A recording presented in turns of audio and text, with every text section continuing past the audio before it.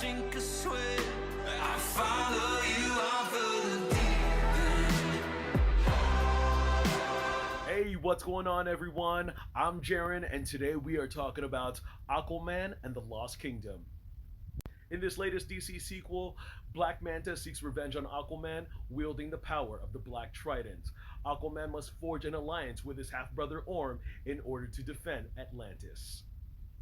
It kinda sucks. After 10 years, the DC Extended Universe has finally come to a close, with what kicked off this universe with Man of Steel unceremoniously ended with Aquaman and the Lost Kingdom. Now, ever since the merger happened with Warner Brothers, there are many changes that began to take in effect with the Justice League over the last 3 years, with new head creators like James Gunn coming in to reshape a brand new path for the DC heroes, meant wiping the slate clean and putting the Snyderverse to rest once and for all. Director James Wan was yet again dealt a difficult hand in order to close the books on his version of Aquaman with a follow-up to its predecessor. And considering its negative test screenings, studio interference, celebrity lawsuit meant rewrites and reshoots that delayed the project for over 2 years. Now, consider this. It was slated to come out before the Flash movie, and now it's eradicated any sort of rumor of Michael Keaton's Batman or Ben Affleck's Batman to make any sort of appearance or be integral to the plot for Aquaman or any other future DC project. And also considering that Rotten Tomato score, this movie wasn't that bad. I mean, there are some major issues that still need to be addressed, but there is some entertainment to be had here. And coming from James Wan, I mean, come on. He's one of my favorite directors of all time, and in my opinion, I don't think he's done a terrible movie. He's done some low-tier projects, but he can still deliver that jaw-dropping action the way he delivers effective horror films.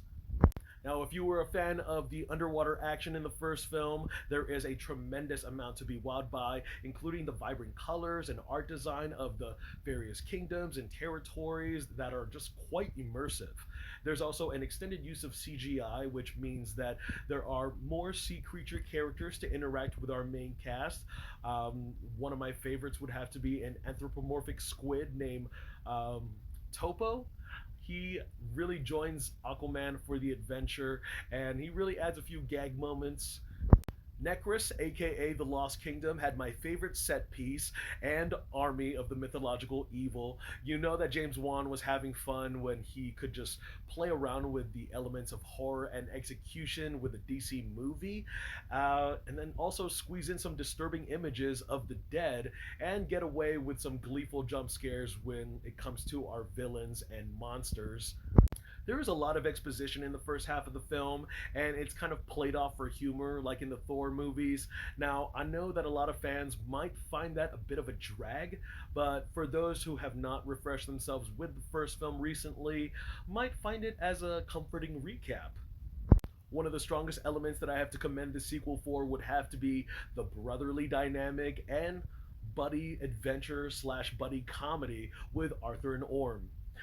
Between the family drama and the more comedic parts of the film, I would have to say that Jason Momoa and Patrick Wilson unpack a lot more clashing egos and crowd-pleasing banter compared to their rivalry in the first movie. Getting into some of the talent and performances here, Yahya Abdul-Mateen II reprises his role as Black Manta.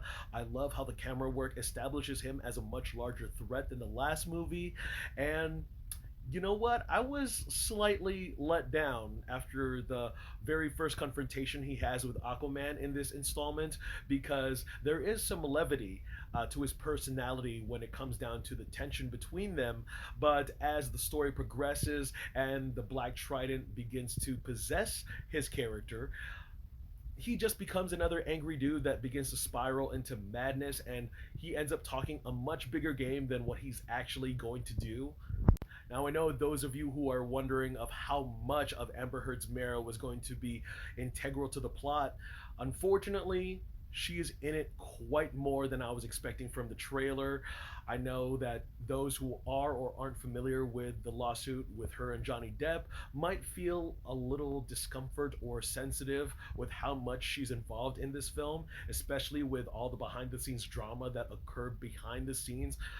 In one viewpoint, her screen time as the character is warranted as Arthur's wife, as the mother of his child, as the Queen of Atlantis. Her presence is sprinkled a little bit here and a little bit of there, but personally, I think we can get past suspending our beliefs between fictional characters and horrible people like The Flash and Ezra Miller, then I think you'll be fine.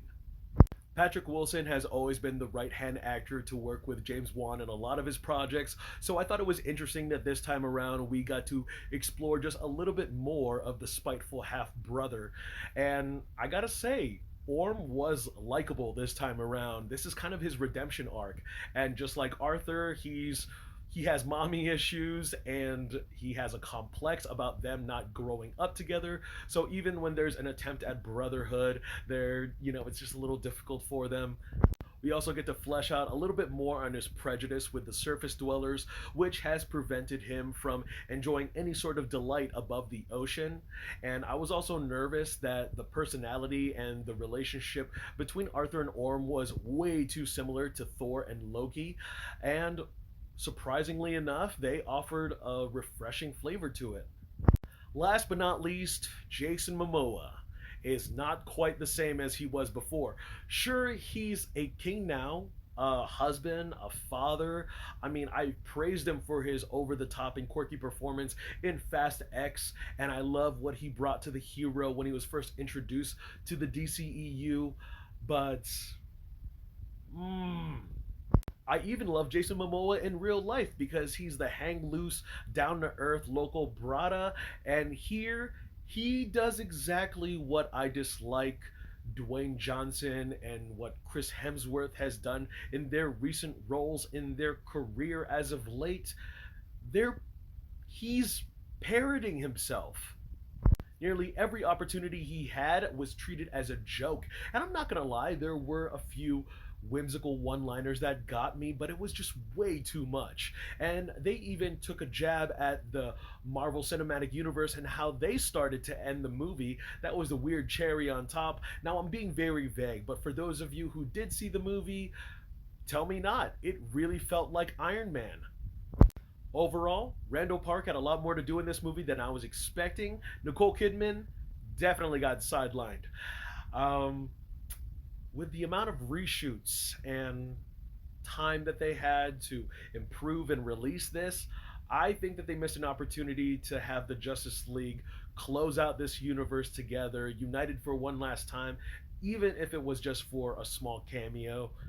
I still do think that the first solo Aquaman movie is a far superior film amongst the rest of the list on the DC Extended Universe, and the fact that fans will still enjoy this sequel around its flaws.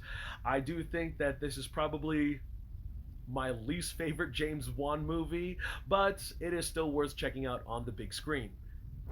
Alright, guys, that's all I got to say about that movie. Go ahead and check it out if you want. I mean, it's still playing in theaters, but I'm pretty sure it's going to come out on Max and on Blu ray and 4K pretty soon anyway. I want to thank you guys again so much for taking some time out of your day to hear me talk some movies. I'm Jaren Ugbanawag. Look forward to more reviews, and I will see you guys at the movies. Take care. When your fire burns